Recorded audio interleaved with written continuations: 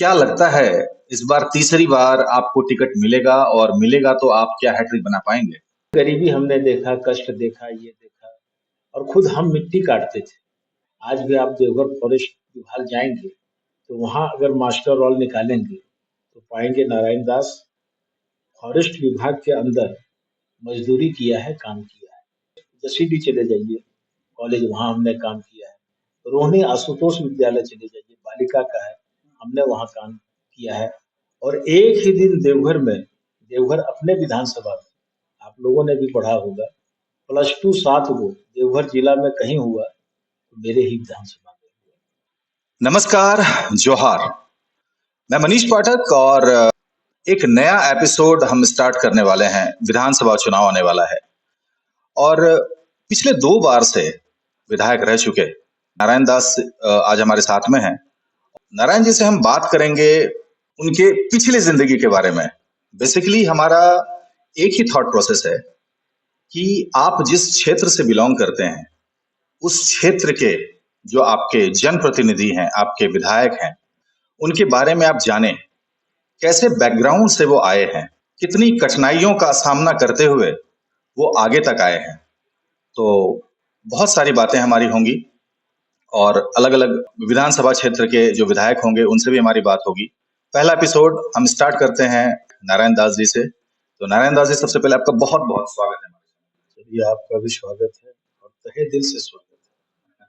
मैं समय की प्रतीक्षा कर रहा था कि कब मेरे अग्रज मनीष दा का प्रवास मेरे यहाँ होगा और मेरे जीवनी के विषय में जानने का प्रयास करेंगे। तो निश्चित तौर पर इस नए काम के लिए मैं आपको बधाई देता हूँ। आभार। हमारे दर्शकों को बताएं कि 2 बार आप विधायक रह चुके, अभी तक का सफर से आपका जो अर्ली लाइफ रह चुका है, फ्रॉम स्टार्टिंग से लेके अभी तक का सफर आपका कैसा रहा?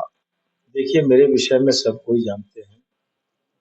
एक लंबे कालखंड से भारतीय जनता पार्टी के सदस्य के रूप में रहना, कोरिडी में शाखा लगती थी, क्लास 6 से ही बाल स्वयं सेवक के रूप में शाखा में जाना और शुरू से चाहे कॉलेज हो, स्कूल हो, एक ऐसा विचार मेरे मन में था, मैं कुछ अपने समाज के लिए करूँ। और जैसा कि आप जानते हैं कि मेरी माँ दतवन पत्तल बेचने का काम करती थी, बाबूजी पीडब्ल्यूडी में पथ मजदूर थे और मैं स्कूली शिक्षा कोरिडी हाई स्कूल में हुई। मैंने +2 देवघर से किया और गरीबी के अभाव में पढ़ नहीं पाया। मेरी पत्नी ने एक दिन मुझसे कहा कि आज कपड़ा साफ करना है, 1 दाग सिदको साबुन ला दीजिए। मेरे बाबूजी जीवित नहीं है, माँ जीवित नहीं है। और उस दिन सिदको साबुन उस समय 70 या 80 पैसा में मिलता था और वो सिदको साबुन देवघर में ही बनता है। मैंने अपनी पत्नी को कहा कि पैसा मेरे पास नहीं है और मेरा दिल जो है उस दिन फट गया, मेरी आत्मा रो गई। बाबूजी के पास हम दौड़ के जाते हैं और बाबूजी को कहते हैं कि बाबूजी 2 दाग सिदको साबुन ला दीजिए। तो बाबूजी हमारे दुख सुख के साथी थे, उन्होंने हमेशा हमको साथ दिया और हमारी चिंता वो लोगों के पास में बोला करते थे कि नारायण का क्या होगा पता नहीं, मेरा बेटा कुछ करता नहीं है, पता नहीं। तो वो दौड़ के कोरिडी जाते हैं, 2 दाग सिदको साबुन लाते हैं और उस रात को मैं सो नहीं पाया। मेरी पत्नी ने मेरे कष्ट को देखा और सुबह जब होता है तो हम अपनी पत्नी को कहते हैं कि हाथ का मठिया जो शादी में हमने उसको दिया था वो चांदी का था, हम उससे मांगते हैं। पत्नी बोलती है क्या कीजिएगा? तो पत्नी को पता था कि रात भर उन्होंने मेरे कष्ट को देखा था, मैं सो नहीं पाया था और उस दिन मैं बाबूजी के पास रो दिया था, ये कह के कि क्या भगवान मेरी क्या स्थिति है? आज मेरे पास 1 रुपया नहीं है कि मैं पत्नी की मांग को पूरा कर सकूं। तो बेचैनी थी, पत्नी को कहा हमने ये मठिया हम बेच के सूरत ऐसे शहर जाएंगे कमाने के लिए, क्योंकि मेरे गांव के बगल के पुनासी गिरिडीह के बहुत लोग पुनासी सूरत में काम करते थे। तो वहां मेरी बड़ी बहन रहती है, तो सबसे जान पहचान था। तो पत्नी बोली कि ये शादी का शगुन है, और उसमें शादी होती थी तो आपको भी पता होगा कि 6 भर का मठिया चांदी का, 6 भर का पायल चांदी का, 4 भर का सिकुड़ी, जिसको गले का हार हम लोग कहते हैं, वो अगर हम लोग देते थे शादी में, तो वो परिवार खुश हो जाता था कि इतना जेवर मिला है। तो पत्नी बोली कि इसको बेचिएगा नहीं, शादी का शगुन है। तो कोयलीडी में भोला राय जी हैं, वो मास्टर थे, वो लेन देन का काम करते थे। तो मैं जब उसको लेके गया तो 6 भर का था, हम उनसे 500 रुपये का डिमांड किए। तो उन्होंने देखा मठिया को, कहा कि नारायण 6 भर का है, और उसमें चांदी का कीमत 60 रुपये भर था। तो छछाक 36 360 ऐसे होता है, और फिर जर्ती करता है। वो बोला हम 500 रुपया कहाँ से दे पाएंगे। हमने कहा कि गुरुजी आपको देना है, हम सूरत काम करने के लिए जाएंगे। तो उन्होंने कहा कि हम 500 रुपया एक शर्त पर दे सकते हैं कि तुमको इसको बेचना होगा, और जो शेष पैसा है वो गारंटर अगर बाबूजी तुम्हारे होंगे तब हम देंगे। तो फिर बाबूजी के पास हम आए, बाबूजी को ले गए, और उस मठिया को बेच के हम सूरत गए। और सूरत में एक पार्ले पॉइंट जगह है जहाँ अंजनी टावर है। मैंने 1200 रुपये पगार पर, गुजराती शब्द है वेतन, पगार पर मैंने सिक्योरिटी गार्ड का नौकरी किया। और जब मैं विधायक बना तो जहाँ जहाँ मैंने कष्ट किया, काम किया, वहाँ पत्नी को भी ले गया। तो काफी गरीबी हमने देखा, कष्ट देखा, ये देखा, और खुद हम मिट्टी काटते थे। आज भी आप देवघर फॉरेस्ट विभाग जाएंगे तो वहाँ अगर मास्टर रोल निकालेंगे तो पाएंगे नारायण दास फॉरेस्ट विभाग के अंदर मजदूरी किया है, काम किया है। मेरी बड़ी बेटी, उसमें एक ही संतान था, अगर बरसात के दिन में पानी पड़ता था तो घर के अंदर हम छाता तान के बेटी को गोद में बिठा के रात को रखते थे। इतना कष्ट हमने देखा। और कष्ट और जीवन दोनों में हमने अनुशासन को अपनाया, हमने सिद्धांत के साथ राजनीति किया। और यही कारण है कि भारतीय जनता पार्टी में हमें एससी मोर्चा का देवघर प्रखंड का प्रखंड अध्यक्ष बनाया गया। फिर उसी मंडल का हम भारतीय जनता पार्टी का महामंत्री बने। फिर 7 साल तक हम जिला मंत्री रहे, डिस्ट्रिक्ट विजिलेंस कमेटी का मेंबर कई बार रहे, विसूत्री के सदस्य रहे। पार्टी ने हमको प्रदेश कार्य समिति का सदस्य बनाया। इस बीच में हमारी पत्नी मुखिया बनी और देवघर प्रखंड में सबसे अधिक मतों से जीती। और देवघर जिला में मुखिया जी को, मेरी पत्नी को, देवघर जिला का मुखिया जी का बेस्ट अवार्ड मिला। ये हमारे लिए एक बड़ी बात है। फिर उनके कालखंड में, उनके रहते मुखिया, पार्टी ने 2014 में पहली बार आजाद भारत में भारतीय जनता पार्टी झारखंड बनने के बाद चुनाव लड़ी, क्योंकि ये सीट गठबंधन में चला जाता था और जनता दल यहाँ से लड़ती थी। लेकिन गठबंधन जब हटा तो भारतीय जनता पार्टी ने एक कार्यकर्ता को टिकट दिया, और वैसे कार्यकर्ता को टिकट दिया जिनके पास 200 रुपया नहीं था, लोगों को मिठाई खिलाने के लिए। और लोगों का प्यार इतना मिला कि पहला चुनाव हम 45,000 से जीते, वो भी संथाल पुरना प्रमंडल में आज तक की सबसे बड़ी जीत है। भारतीय जनता पार्टी के लिए मैं हमेशा समर्पित रहूंगा। भारतीय पार्टी मेरे लिए माँ है, पार्टी मेरे लिए शान है। और यही कारण है कि समाज के अंत्योदय, अंतिम पंक्ति में बैठे हुए लोगों को अगर कोई आगे बढ़ा सकता है तो वो भारतीय जनता पार्टी है, जिसका मैं एक प्रमाण। पिछले 2 बार से आप देवघर विधानसभा का आप नेतृत्व कर रहे हैं, 2 बार विधायक बन चुके हैं आप यहाँ से। क्या क्या समस्याएं अभी तक, जैसे जल का अभी भी बहुत ज्यादा प्रॉब्लम है, बिजली का कुछ ना कुछ इश्यूज होते ही रहते हैं, बहुत जगहों पर सड़कों के, नाले के बहुत सारे ऐसे प्रॉब्लम हैं जो अभी भी वैसे ही मुंह बाए खड़े हैं। तो उसमें क्या क्या आपने अभी तक किया? जहां तक मेरे विधायक बनने के बाद आप जहां भी जाएंगे, कोई ऐसा वार्ड नहीं है जहां मेरा शिलापत नहीं पाएंगे। लगभग जहां तक लोगों के द्वारा जो सूचनाएं आती है या मैं क्षेत्र भ्रमण में जाता हूं, तो मैं एक ऐसा विधायक हूं, आप पता भी लगा सकते हैं कि अगर जन समस्याओं से कोई अवगत हमको कराता है और जो मैं ज़रूरी देखता हूँ, मैं तुरंत काम कराने का प्रयास करता हूँ। इसलिए मैं दूसरी बार जब चुनाव लड़ा, तो मैंने जनता जनार्दन और कार्यकर्ता को कहा कि यदि आपने कुछ कहा है मुझको, सड़क हो, रोड हो, नाला हो, अन्य चीज़ें हो विकास का, तो अगर हमने नहीं किया हो, वो बताइए। सारे लोगों का यही कहना है कि नहीं, आप अगर जो कहते हैं, वो करते हैं। अभी लोकसभा के चुनाव के पहले हमने 500 चापाकल का अनुशंसा किया, कुछ अपने विधायक फंड से, कुछ पेयजल विभाग से। और लोकसभा चुनाव के पहले हर एक पंचायत में 10 चापाकल, 5 मैंने अपना व्यक्तिगत विधायक फंड से दिया और 5 सरकार के द्वारा जो आदेश पारित था, उसमें विधायक की अनुशंसा से होना है, वो भी किया। तो हमारी प्रमुख समस्या जो सड़क है, बिजली है, पानी है, रोड है, शिक्षा है, और मैं शिक्षा के प्रति काफ़ी सजग रहता हूँ। आज आप कोई भी स्कूल लगभग आपको कहते हैं, आप आर मित्रा चले जाइए, वहाँ मैंने शौचालय दिया है। आप सत्संग कॉलेज चले जाइए, वहाँ मैंने काम किया है। आप देवघर कॉलेज चले जाइए, वहाँ मैंने काम किया है। जसीडीह चले जाइए, कॉलेज वहाँ हमने काम किया है। रोहिणी आशुतोष विद्यालय चले जाइए, बालिका का है, हमने वहाँ काम किया है।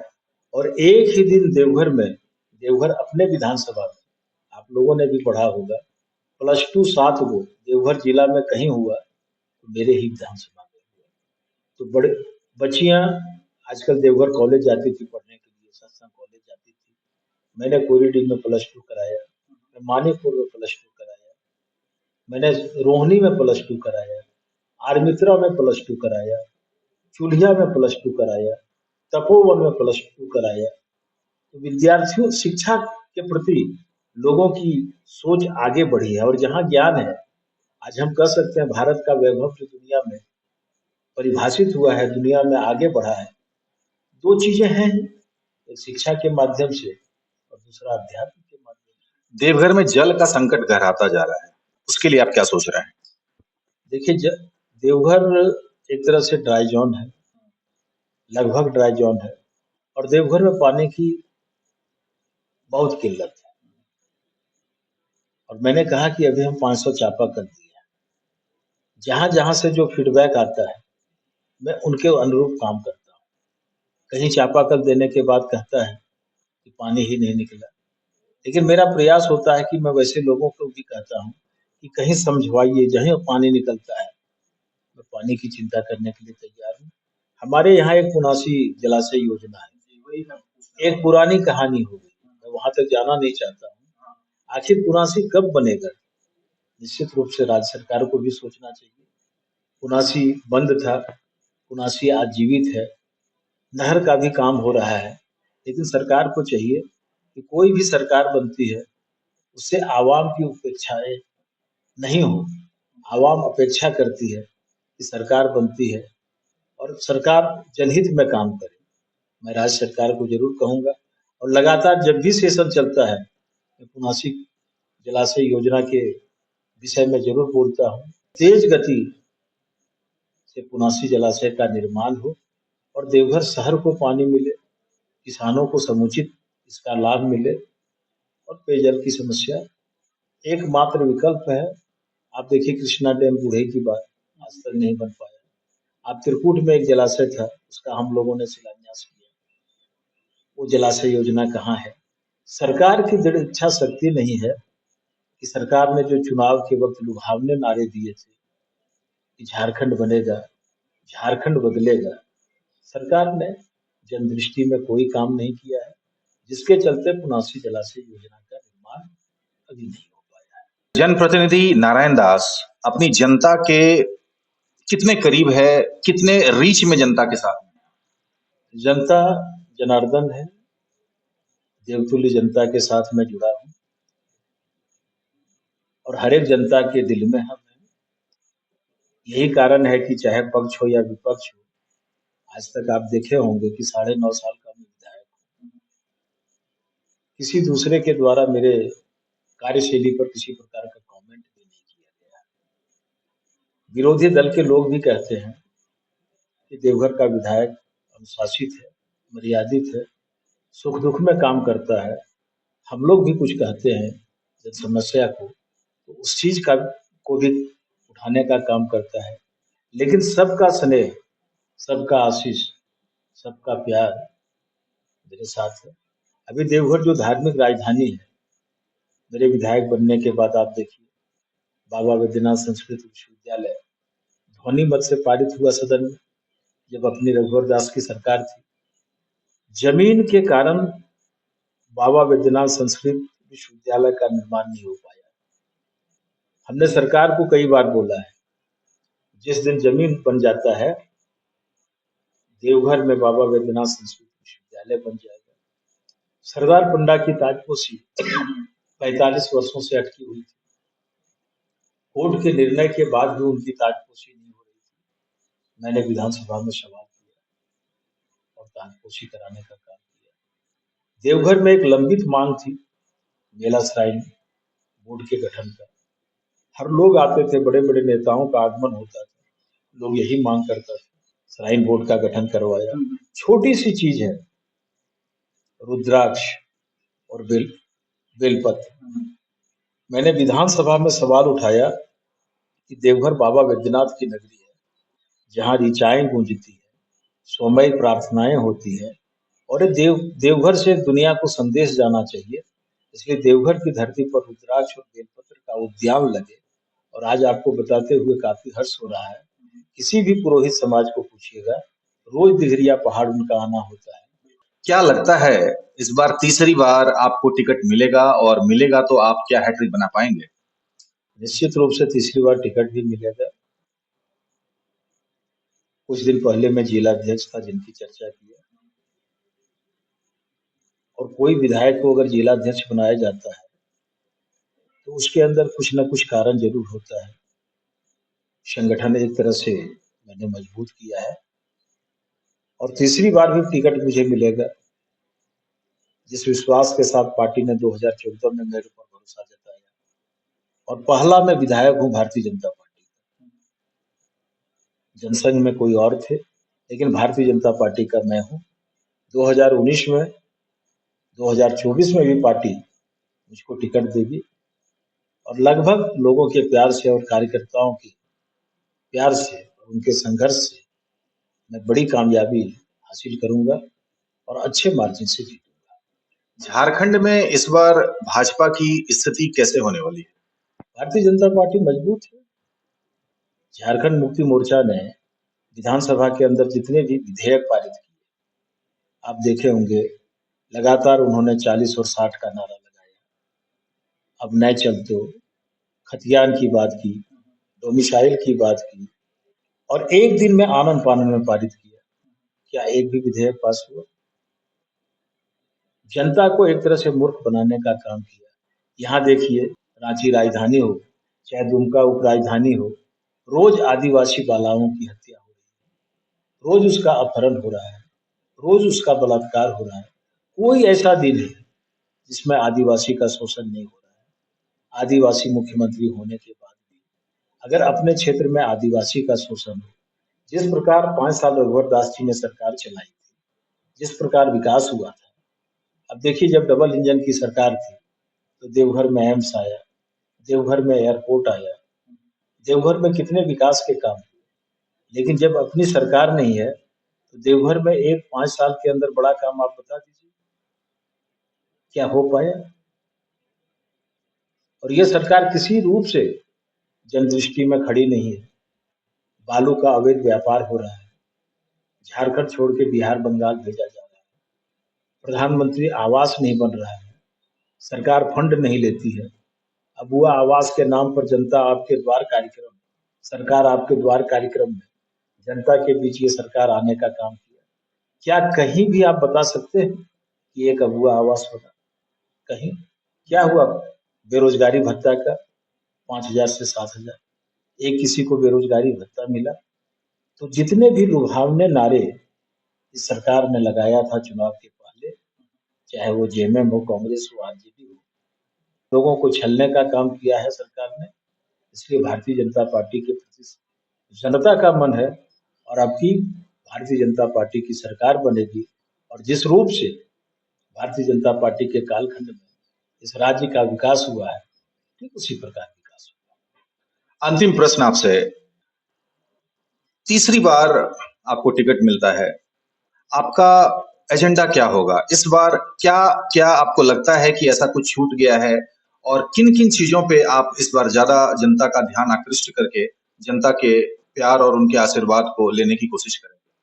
देखिए, जहां तक विकास की बात है, जनता की बात है, मैं एक ऐसा प्रतिनिधि हूं कि हम हमेशा जनता के बीच रहते हैं और पहला जनप्रतिनिधि हम हैं जो हमेशा बोलते हैं कि हमारे कोष, खास करके मैं विधायक कोष की बात करना चाहूंगा, वो कार्यकर्ता और जनता के लिए विषम प्रतीत होता है।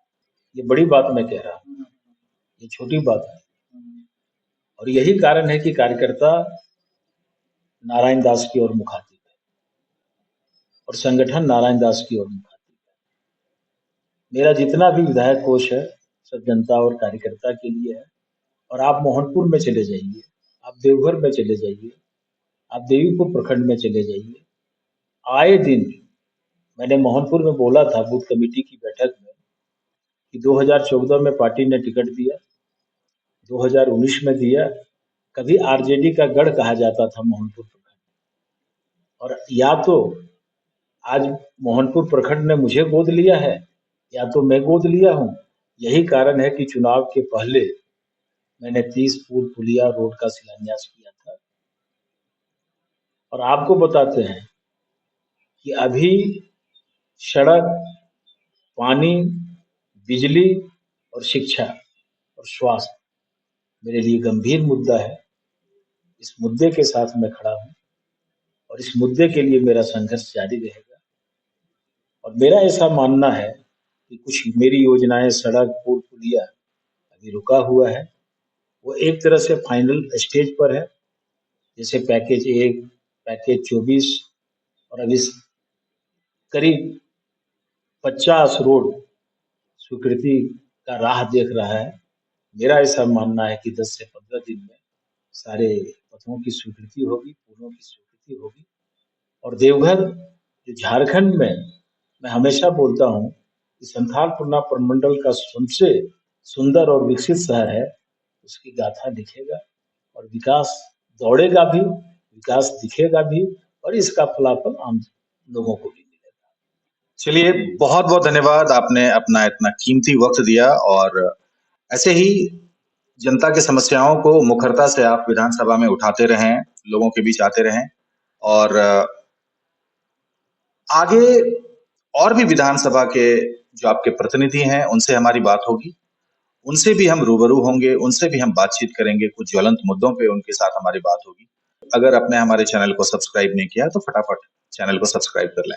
Thank you so much.